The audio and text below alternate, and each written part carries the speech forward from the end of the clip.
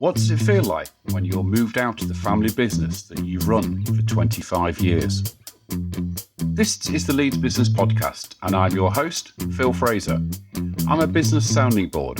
Think somewhere between a business coach and a business mentor. If you're a business owner, feeling the pain and confusion of being lonely at the top, give me a call. I can help remove the stress and lack of clarity that you're feeling that comes with running your business.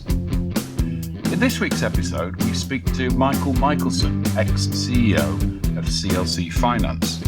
Michael, very candidly, talks us through what he calls his rags to riches to rags story, how the banks caused him 2 years of hell, and how difficult it can be to finally let go of your business baby. He also talks to us about the importance of people and communicating in the business world. Plus, there's a great how-to when it comes to dealing with a crisis. To make sure you never miss out on every episode of the Leeds Business Podcast, sign up to our priority list at www.leedsbusinesspodcast.com. Everyone that signs up gets a free gift to help their business. So, let's get into what is a really heartfelt and engaging interview. On today's episode, we have Michael Michaelson, ex-CEO of CLC Finance. Hi, Michael. Hi, Phil. Good afternoon. Nice to have you on. Now, let's start at the beginning. You were just telling me it was a third generation family business. How did it all start out? The business started by my grandfather in 1953. It was originally called Carlton Leeds Clothing. The business never changed its sort of modus. Its modus was to look after poorer people, to service their requirements initially with fitted suits.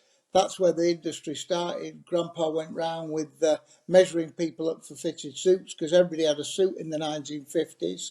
And we then, and the idea was that the customers would pay weekly. They couldn't afford to pay on the nail. They paid weekly. We had agents going around the house collecting payments. And as the business grew, we started selling household goods, toys at Christmas. It was a whole one-stop shop for customers in their own homes, paying weekly. The industry was the old tallyman business. If anybody's listening and they remember that the women of the house used to have a tea caddy on the top, and it's true. It goes back a number of years. On the top of the mantelpiece, they get out the 5-6 shillings a week, and they pay the collector on the door. The industry graduated, but it was an important industry because people needed to be able to pay weekly. There were no computers in those days, and our agents would go around with vans selling goods. We graduated to white goods, to electrical goods, to carpets, and food hampers at Christmas. Everything was paid on the tick every week, and we eventually started going into cash loans. Customers needed money. Everybody needs money, and the customers would pay every week. There'd be some bad debt. There'd be some great stories. There'd be all sorts of great incidents. I came into the business in 1977. I left school with the minimum O levels. I treated school probably not as seriously as I should, which looking back on it was probably a huge mistake. And I came into the business, and I literally started at the bottom. As soon as I passed my driving test, I was given my own round in Castleford, Pontefract and Featherstone. And I was out all day, every day, trailing round, door knocking, collecting payments, selling goods and lending money. And it was a traditional business. There were other businesses. The biggest player in the game was Provident Financial in Bradford. And there were hundreds and hundreds of companies around the country. We're all regulated by the trading standards, and the business was a good business. Yes, there was bad debt. Yes, customers couldn't pay. You'd go round and sometimes they'd be hiding behind the sofa, or they'd send the little kid to the door. My mum's not in. Just go and ask her what time she'll be back. And it was a great industry, and we sort of changed the modus slightly. In 1999, we stopped selling all merchandise and became a cash loan business, and we changed our name to CLC Finance. and that's when the business really took off. We had a wonderful team of fantastic agents. I had a great set of co-directors, and we built the business up.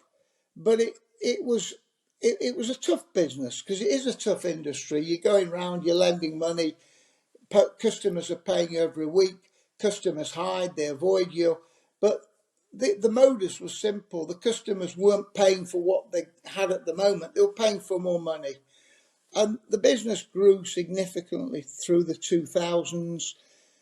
Possibly at times we grew too quickly into areas that we didn't really understand. That's geographical areas. But the business was a good business, and we were thriving. We were one of the leaders in Yorkshire. We had ding dongs with our competitors. We were stealing each other's staff, and it was a tough industry, but a fun industry. And there were some wonderful characters worked in it, and there were wonderful characters as customers. And we grew enormously. We took on a non-exec chairman who was a senior banker, and we were able to borrow money through the banks, borrow money to lend, and the business was growing and growing. As I say, if I have a regret, we did grow a little bit too quickly in certain areas. We maybe were not quite as tough as we should have been on some of our bad debts at the time. We were probably a little bit, I won't use the word reckless, but we probably lent too much to too many people too quickly. But it was a lovely business, turning over very good money. It was a lifestyle business. And then we got to middle of 2008, and the recession had hit, and we were over indebted to one bank. That was the problem. The bank wanted us to do a club deal with different banks, but we'd reached that stage where the industry we were in was frowned upon by everybody, because we were money lenders. We owed the bank money. We had some properties allied to the business, so we're in the wrong businesses entirely. But and from being the flavour of the month with the bank, we suddenly became pirates, and we were put into special measures, and we endured a very difficult and traumatic time where the bank wanted out, which I respected and understood. But in our industry, in the money lending business, if you're not lending to your customers, if you're not lending, and once the bank money dried up, you're not able to lend as much as you can. Customers are always paying, as I say, for what they were going to get next. And sadly, we encountered a bit too much bad debt at that time. But the bank were putting us under huge pressure. They bought in a leading accountancy firm. We had a forensic examination that cost the best part of £250,000, and from being a lovely business, we're suddenly under siege. The bank wanted out. They were trying to sell us out to our competitors, and we had 2 horrible years where the staff were absolutely unbelievable. Their loyalty to the business was immense.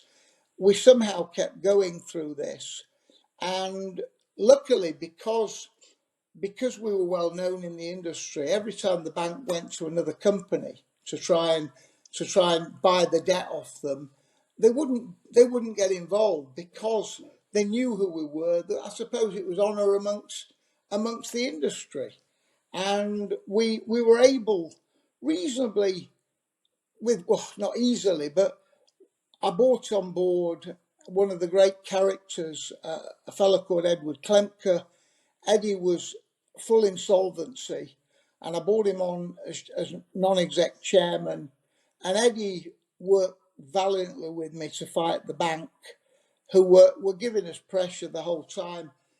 The bank's behaviour was, which at that time was bad with many people, at times was appalling. They held a meeting with our staff in December 2009. They said, you've got basically a very good business here, we're going to work with Michael Michaelson to get it sorted so you can remain trading. And all the time they're trying to sell us out to people, trying to get the book get bought, trying to get themselves the money out to our competitors buying them out. And it was difficult, a very difficult time. And we were into 2010, the pressure was immense, and we were floundering. And Eddie Klempken introduced us to a guy in Hull who he knew well, and the gentleman concerned, he looked at the business. He saw, whilst it had challenges, it was a very good cash generative business, that it could throw off a lot of cash, that there could be a lot of money to be made. And he decided to invest in the business. And him and I paid the bank ultimately in August 2010 a small amount of what we owed them. And Philip took control of the business, and I became a non-exec director, which was very difficult because all my life I'd been involved in the business. I was like the man, I was running it, I hope I was running it. I had the respect of all the staff, and suddenly I'm out of the business. And it was pretty debilitating for me. It was very, very tough to come to terms with. I'd gone through 2 years of absolute hell with it. And I sort of thought, where do I want to go with my life now? I've got 25% of the business. The main investor was an absolute gentleman. Edward Klempke became the non-exec chairman with some shares of the new group. And the business continued to succeed. I left the business in an executive capacity in January 2011. It was a mutual agreement that they wanted to take the business a different way, that I'd run it, and I respected that. And they looked after me superbly, impeccably. I attended board meetings. I always felt still part of the business, but it was very hard not to be involved on a day-to-day basis. Wow, that's a really long answer to a really short question. So let's just go back and unpick some of that stuff. So just to get it right, this is a door-to-door sales company that's selling on credit. Is that right? That's how it started. Yeah. Okay. And you mentioned in 99 you moved from purely selling goods on credit to just doing money lending. Yeah. I know it's a long time ago. Why did you make that decision? I think that the business had become old hat. The demand for money was more and more. The demand for goods was less and less. And the agents who were working for us, they wanted to earn more money.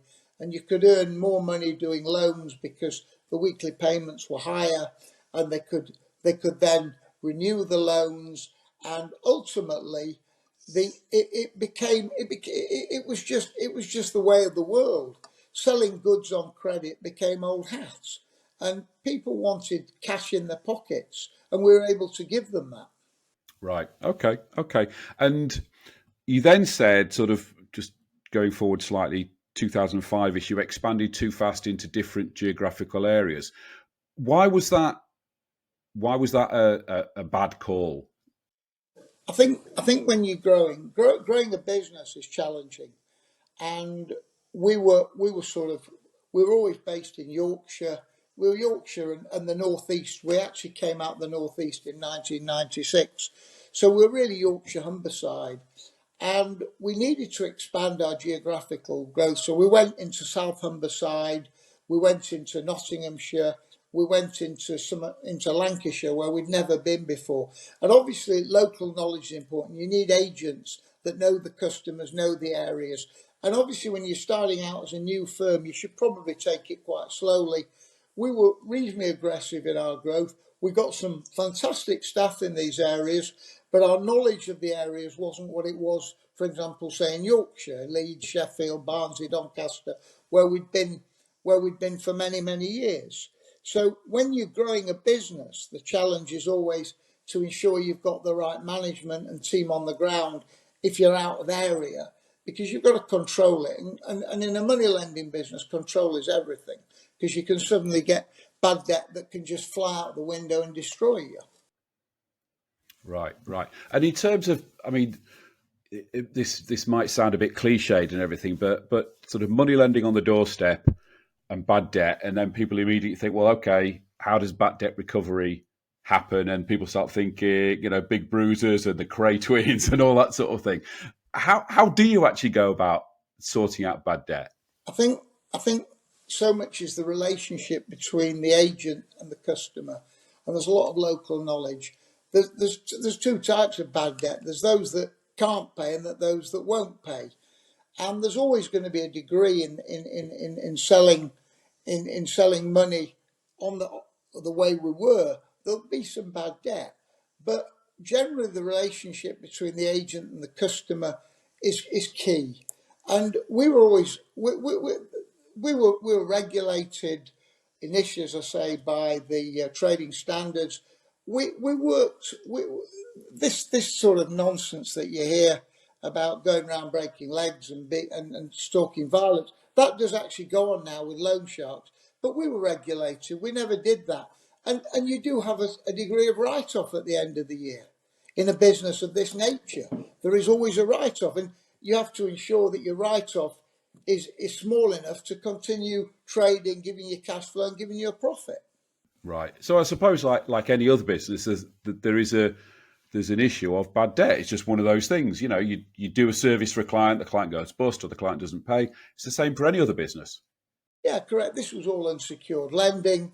But customers, as I said before, it's really interesting that customers are borrowing now. They want the money, but they're always looking ahead. Customers are that people know where they want to be. They want to borrow more at Christmas because they need more. They want to borrow in the summer for summer holidays. They don't want to borrow in January and February. And so customers you would plan when they were going to renew their loans. And it was all the relationship between the agent on the door who was door knocking, meeting the customers, knowing the history of the customers, knowing the family history, getting business from the customers for their friends and family. It's a very people orientated business. Is home collected credit, or it certainly was then. Yeah, yeah. I mean, what do you say to people who maybe are listening and saying, you're just taking advantage of poor people? Well, you're not taking advantage. Where can somebody wake up and they get a bill for £200? Where can they go to get that £200? Where can they go? They need the money, and they can ring companies like ourselves and borrow, and so we when you work when you work ethically, which we always have done.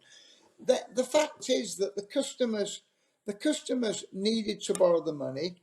Yes, okay, they'd pay more than they would for a bank, but it was unsecured. If they didn't pay, we didn't take them to court and sue them because there's no point. So you have a degree of bad debt, but we looked after our customers. Our agents became family friends with the customers. So it's just an industry. If people don't understand it, they think we're loan sharks. If you go on the estates now, you'll see loan sharks. How would you differentiate yourself from what you determine as a loan shark? Well, loan sharks are unregulated, number one. Number two, they've got no systems. If someone borrows £100, they could end up paying £1,000 back, because if they don't pay, they go and knock on the door, or there can be menace, or there can be different ways that they collect the money. We never worked like that.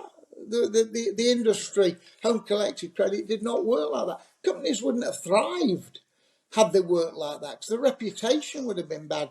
We did a survey of customers in about 5-6 years ago, and they didn't all reply, of course, but of the percentage that did, 95% were satisfied with the service they were getting. It's an industry, it's an area that people shun, but the banks up to 2008 enjoyed lending money into the industry because the money turned and churned all the time. These are short-term loans, 15, 20, 30 weeks, maximum 50 weeks. So the customers are always borrowing every few weeks, getting a little bit here and a little bit there, and it worked well. And you just mentioned that, I think you said earlier, around 2008, you became over indebted. So the way the system works is you borrow money off the banks at a certain rate, you then lend it out at a higher rate, you take the margin. So how do you end up being over indebted? How did that problem happen? It wasn't so much we were over indebted. We owed the bank, obviously we owed the bank money, and the bank they wanted a smaller exposure. So the bank, in September 2008, we had a meeting with them, and they said they'd like to reduce their exposure to the industry, to us, and would we find other banks so to go in with them to do club deals. The problem was, if they'd come to us in 2006 and done that, we'd have been fine. But in 2008, the horse had bolted. We were in the middle of a recession. We were in the financial crisis, and we bought a fantastic company in to find some extra investment, to find banks, but it was all too late. And it wasn't just us that were affected. Every company in the industry at that time suffered because the banks wanted the money back, and we the banks in those days probably didn't behave as well maybe as they do now. They were particularly unsympathetic. They were quite brutal. They gave us a very rough time, and they had a job to do, and our job was to try and keep the company going and survive and thrive still. You said they put you in, I think you called it special measures, and you said that was traumatic. Talk us through that. How did that feel? Well, you from being a friend of the bank, they're suddenly at war with them. They put in a company, a big national accounts company, to look at us, and then they did a forensic examination in the summer of 2009, cost an absolute fortune, and you feel like criminals. You sort of feel that you've no right to be there, and when you're under that sort of pressure by a bank, it's very wearing because there's no escape from it. And I was lucky. I had phenomenal staff. I had a brilliant chairman, Edward Klemke, and we brought in a new financial director in 2010 as this was coming to an end, and I had really good support around me. But it was still traumatic. It was wearing. Everything we believed in as a business had gone, and we saw a bleak future ahead of us. And we were very lucky in the fact that Eddie Klemke found an investor. You mentioned stepping outside the business and becoming a non-exec around August 2010. Before we get onto that, let me just talk to our listeners about the Leeds Business Podcast Fair Deal. The Fair Deal has two sides to it. My side of the deal is I bring you every week fantastic, inspirational and interesting guests like Michael every week, totally free of charge. Your side of the deal, listeners and viewers, has two parts to it. Part number one, recommend this podcast to one other person you think will get benefit from it. And part number two, post us a review on Apple Podcasts on their app or at podchaser.com, or give us a thumbs up at Spotify. Or if you're watching on YouTube, give us a wave, Michael, to everybody who's watching on YouTube. There you go, Michael's waving. Give us a thumbs up and give us a positive review on YouTube. So that's the Leeds Business Podcast Fair Deal. Sound like a fair deal, Michael? Seems good to me. There you go. Not sure they want to listen to me, Phil, but you've had some superb guests, and you'll have plenty more. So this is just a midwinter blip. So don't edit that. I'm not going to edit that. That's staying in. Part of the midwinter blip. Okay, so as part of the midwinter blip, we're talking about August 2010. You've been in the business, 25, 30 years. You've just had what you call 2 years of hell, and you get moved into a non-exec role. How does that feel with a family business that's, your grandfather had, your father had, and now you? How does that feel? It was sad. I felt desperately sad. I understood why it was right for me to step out of the business. They wanted to go a different direction. At times, I suppose, I was emotional, very driven, very up and at 'em, and they probably wanted, after all the trauma with the bank, they wanted to reset the business, and they were right that it needed a different style of management. And I was always very included as a non-exec director. Don't get me wrong, that I was treated superbly, and I had my say. And the company recovered very quickly. It was a much smaller company because we've been through 2 years of absolute grief and hell, but it was still became a profitable company and well-run company. And as a non-exec director, I felt part of the business, but I felt very detached. But I still spoke to a lot of the staff. They still rang me regularly, which was nice. They asked my advice and my opinions on stuff. And my loyalty was always going to be to the business. I was never going to cause grief and trouble for the business. But once you're out of it, you do feel very lost. It's all I'd ever known. And you come out of a business and you think, what am I going to do now? And it cost me huge money financially, obviously, what happened, because it was a business that was profitable and I own 90% of it. But you take stock of your life and you think, where are you going to go? And it isn't easy. It's not easy when you leave. One or two people have said it maybe have been better if it had gone bust then, and then I just have to get on, and because you're clutching all the time, you are clutching when it's been your baby and it's been your business and it's been all you've ever known, and so you tend to find that you retreat a little bit and you lose confidence. So easy to lose confidence when you think you're doing well. Throughout all the aggravation with the bank, my confidence was never really shot. It killed me. There were sleepless nights. There was aggravation. However, Phil, I was fighting to save the business, and we did save the business, and I'm proud we saved the business. But when you're out of it, it's a very debilitating time, ridiculously debilitating. And almost what you're saying there is it would almost have been less debilitating if it had gone bust, because then it's just gone. I think at that time, I'm glad it didn't. Let me say, Yeah, obviously, yeah. but it when you're clinging on, aren't you? I was clinging on, and I went to board meetings, and as I say, it was fine, but I always just I felt sad. I didn't look forward to the board meetings because it wasn't my business anymore. But it was my business. I had 25%, and I still had a big input. But being a non-exec director in your own business is not easy, I can imagine. because you're not actually subjective. You're not objective. You're completely subjective. So you're not really a non-exec director, because you want to bring the board to account, but you're part of the board and you're part of the ownership.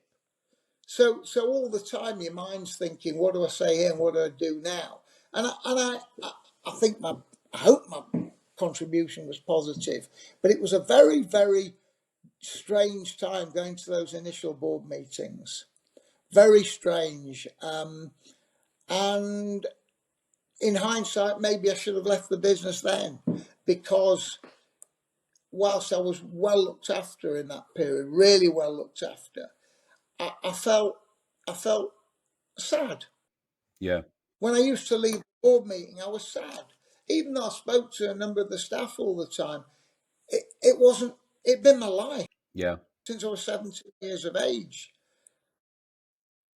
I think that's very much the case. I mean, I've found this since we sold the business is when it's your baby. Once you get out, there is a bit of like, well, what do I do next? And you didn't have that complete break of what do I do next. You're still involved, but I know you've got involved in other stuff both during and since. So to tell us what you've been getting involved in post then? Because I know you do a lot of work in the property market, and I know you're doing some consultancy work now with J9. So what are you up to now? Um, it's rebuilding a life, which is taking a long, long time. It's rebuilding, which isn't easy. If I'd come out of the business with a big financial lump, it would have been far, far better. Because if you've got money, you can invest, you can go into things. I don't think I'm the brightest fellow in the world, but I've got incredible energy. And I came out of the business, and I knew nothing of the world. I knew about CLC, I knew about business, I knew about the money, but I actually knew nothing. But and I started going networking. I set myself up as a family business consultant, and I went networking, which I found really difficult. I found it hard because everyone was selling themselves, and I've never had to sell myself before. And I was like a fish out of water, still a fish out of water, really. But I met a lot of people, and people tended to like me, which was nice. I got involved in a business. I was approached to run an e-cigarette business. Sadly, they ran out of money, which was a real disappointment because I think it could have been quite a good business. I've I didn't do a lot. I did a little bit of consulting, but I'm not a great consultant. I'm a doer.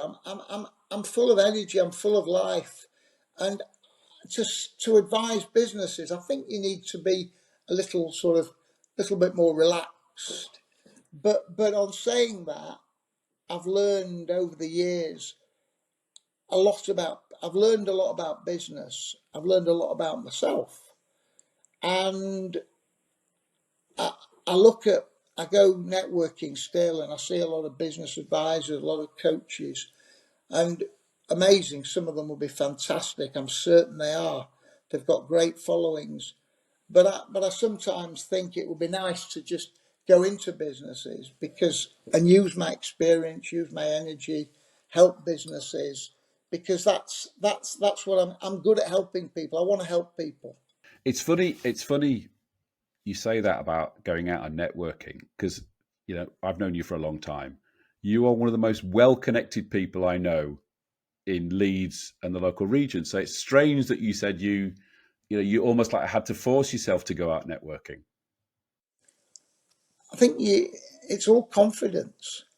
Most people lack confidence. I think it's a sportsman get the great sportsmen they have periods in their career where they lack confidence. They have a bad run, and confidence is so important. You look on all the social media now, people are rightly they're bullying themselves up. They look at me, I'm doing well, and that's amazing. And if it gives them the confidence to do it, but I think an awful lot of people actually are lacking confidence. They struggle. Running a business is a very tiring and lonely occupation. Phil, you run a very successful business. And who do you turn to? Where do you go if there's issues? Where do you go to if there's problems? And a lot of people don't know where to go. It's hard to speak to their staff because they don't want to show weakness. Sometimes it's hard when you go home to talk to your family because again you don't want to show weakness and you've had enough at the end of the day. It's hard going to your professional advisors because whilst they might be brilliant professionally, you actually sometimes need somebody to talk to, somebody who'll listen to you, somebody that will actually say, well, why don't you look at this? Why don't you look at that? I found when I was running the business, I had staff on tap all the time and it was wonderful. I loved it. But sometimes I wasn't sure who to talk to about big issues. Who do I talk to? What do I say? What do I do? And you've got challenges.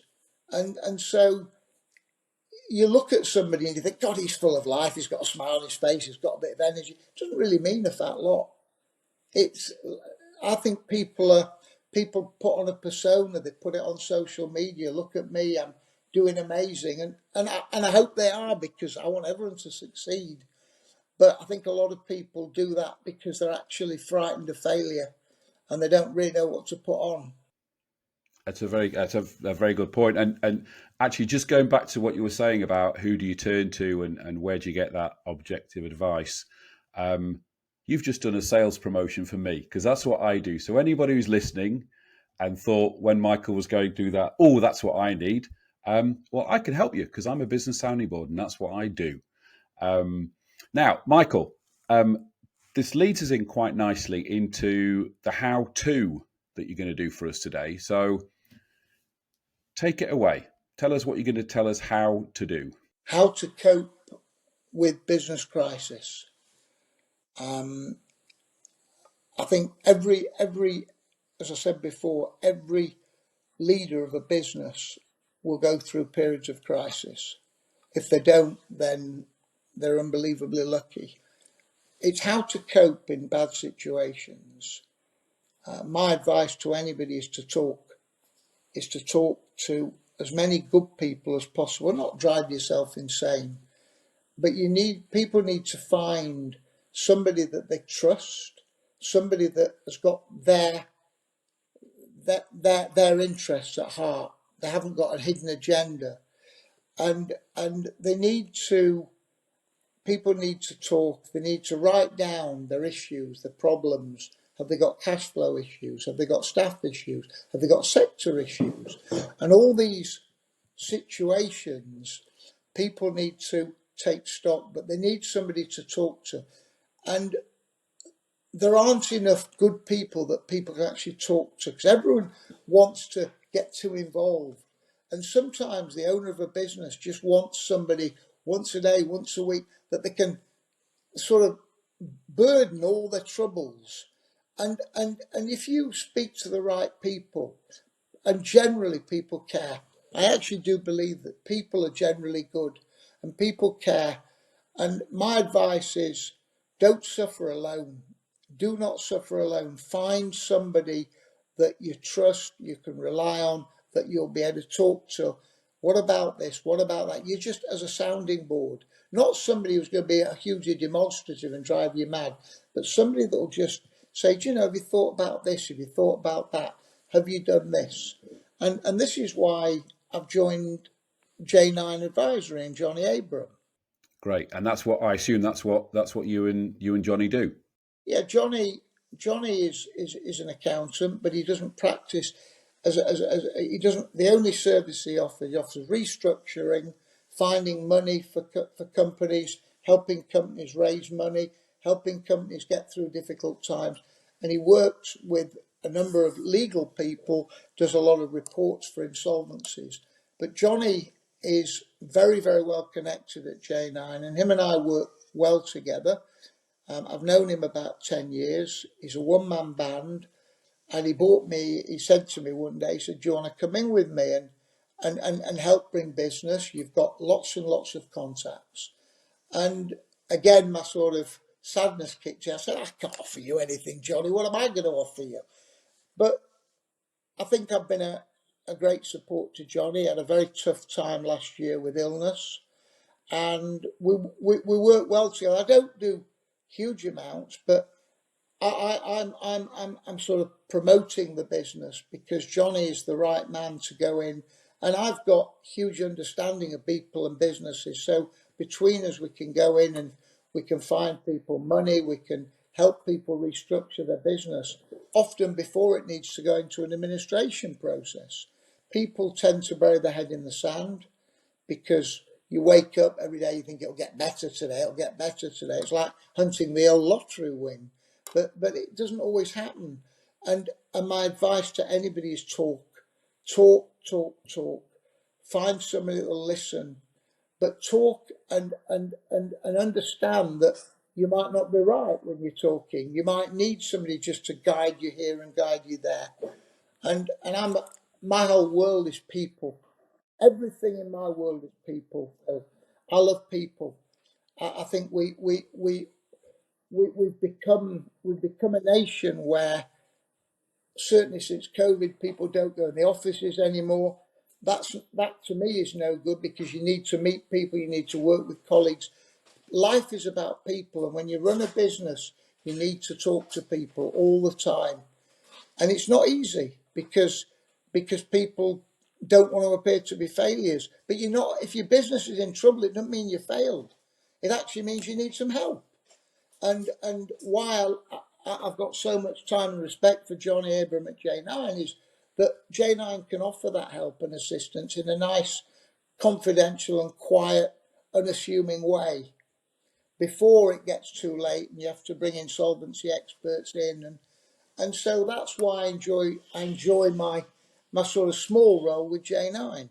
And that's, I mean, that is, in a nutshell, great advice, Michael, for anybody who's in a crisis. Don't, you said it, don't bury your head in the sand, because, it won't get better just ignoring it. And there are lots of people out there that can help. Michael, that's been absolutely brilliant. Before we finish, we're going to do a couple of shout outs. I'm going to do a shout out first, and then you're going to do a shout out. So my shout out is for a company called Apollo 3D, who are based out in Otley. They specialize in virtual tours, drone video, and location surveys. Their content is used for providing online walk-around experiences for things like selling a property, managing buildings, and construction. They've done 3D scans for ski slopes, rivers, universities, hospitals, all sorts. Royal Armouries, Black Sheep, and they even did a before and after for the Hyde Park Picture House when they had their recent refurbishment. You can see more about them at www.apollo3d.co.uk. Why am I giving Apollo 3D a shout out? Well, their boss, Mark, gave us a review. And all you have to do to get a shout out for your company is post a review, subscribe to our priority list at www.leadsbusinesspodcast.com/subscribe. Drop me an email and tell me you've done it, and I'll give you a shout out. Pretty easy. Michael, your turn. Who are you going to give a shout out to? A small business based in North Leeds that I think encapsulates everything that's wonderful about a small family firm. It's FX Print, based on Harrogate Road, near the old Vince Martin garage. If those of us that are old enough to remember it. They're a husband and wife team. They do printing, they do digital printing, they do everything stationery, and they are absolutely brilliant. They work hard, they're lovely people, and it's everything good about a business. Their customer service is phenomenal. And we need more of that. The people, they're friendly. You walk in there, there's always a smile, there's always a hello. And as I said before, life is all about people. We should never ever forget that, right? People is life.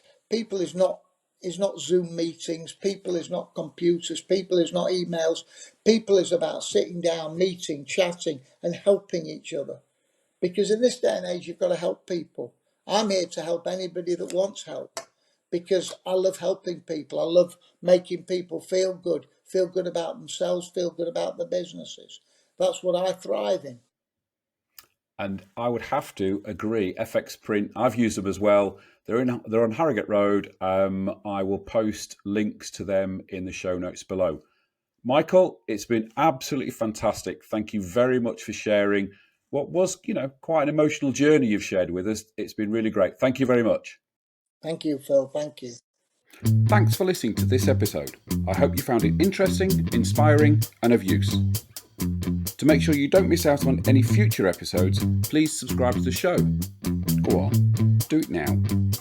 Do it now before you go off and do something else. Thank you. Much appreciated. Oh, and don't forget our fair deal. See you next week.